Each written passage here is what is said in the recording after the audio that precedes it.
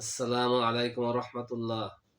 সম্মানিত দর্শক ও সুধী মণ্ডলী, আশা করি দূরেও কাছে যিনি যেখানে রয়েছেন ভালো আছেন, সুস্থ আছেন। এর শুভ কামনায় আমি আপনাদের সামনে প্রখ্যাত সাহাবী হজরত জাবির বিন আবদুল্লাহ রাদিয়াল্লাহু তাআলা আনহু এবং তার স্ত্রীর মধ্যকার এক শিক্ষণীয় ঘটনার স্মৃতিচারণ করতে চাই। তাহলে শুনুন। হজরত জাবির রাদিয়াল্লাহু তাআলা আনহু ছিলেন নবী পাক সাল্লাল্লাহু আলাইহি ওয়াসাল্লামের একজন নিবেদিত প্রাণ সাহাবী। তার 7 বছরের একটা ছেলে অসুস্থ হয়ে পড়ে।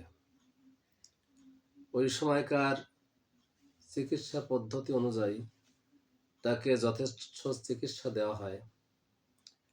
ঘটনাক্রমে হযরত জাবির রাদিয়াল্লাহু তাআলা আনহুর সফরের সময় হয় এবং সে সফর না করলেই নয়।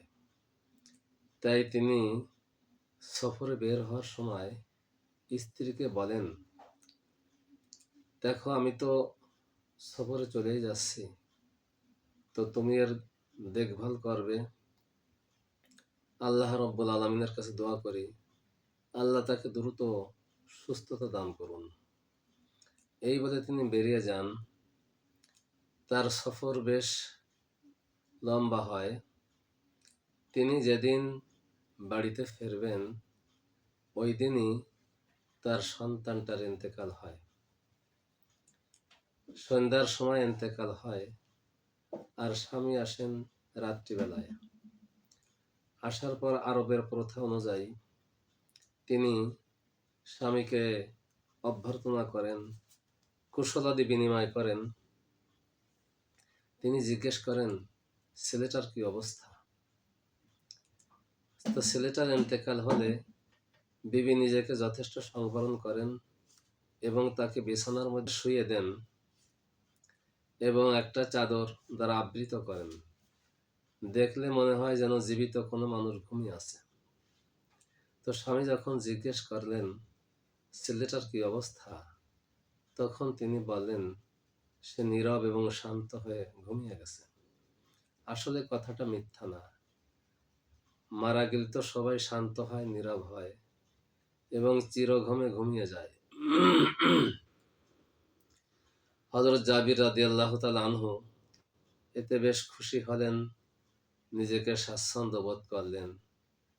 বিবি স্বামীর যথাযথ সেবা করলেন, রাতের খানা পরিবেশন করলেন।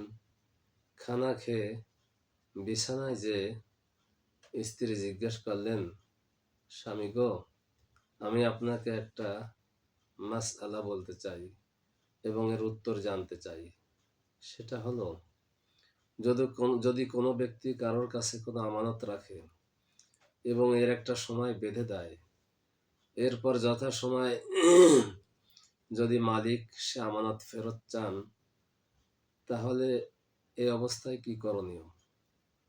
তিনি বললেন, মালিককে তো তার যথাযথ আমানতকে ফেরত দিতে হবে।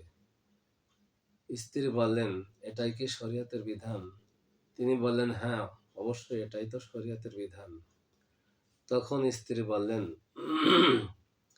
আমাদের সন্তানকে রব্বুল আলামিন আমাদের কাছে 7 বছরের জন্য আমানত রাখছিলেন। আজ সন্ধ্যাবেলায় তিনি সে আমানত ফেরত নিতে আসেন। আমি তাকে তার আমানত সুপর্দ করি। আমাদের সন্তান এমন ঘুমে ঘুমিয়ে গিয়েছে যে আর জীবনে কখনো সে ঘুম থেকে উঠবে না, তার ঘুম আর ভাঙবে না। এই কথা শুনে স্বামী সব বুঝতে পারলেন। তিনি অত্যন্ত শোকে সন্তপ্ত হলেন, কিন্তু এর পাশাপাশি আনন্দিতও হলেন কম না। তিনি তার স্ত্রীর এই বুদ্ধিমত্তা এবং এই বিচক্ষণতার পরিচয় পেয়ে তাকে জড়িয়ে ধরলেন এবং বললেন, সত্যি তুমি আমার শুভাকাঙ্ক্ষিনী এবং আমার যথার্থ জীবন সঙ্গিনী। তো যা হোক, আজ এই পর্যন্ত। আশা করি এ ঘটনার মধ্যে আমাদের জন্য রয়েছে অনেক শিক্ষার উপকরণ। এটার যদি বাস্তব প্রতিফলন ঘটাতে পারি তাহলে আমাদের জন্য অনেক কল্যাণ বয়ে আনবে। তো সবাইকে ধন্যবাদ। আসসালামু আলাইকুম ওয়া রাহমাতুল্লাহ।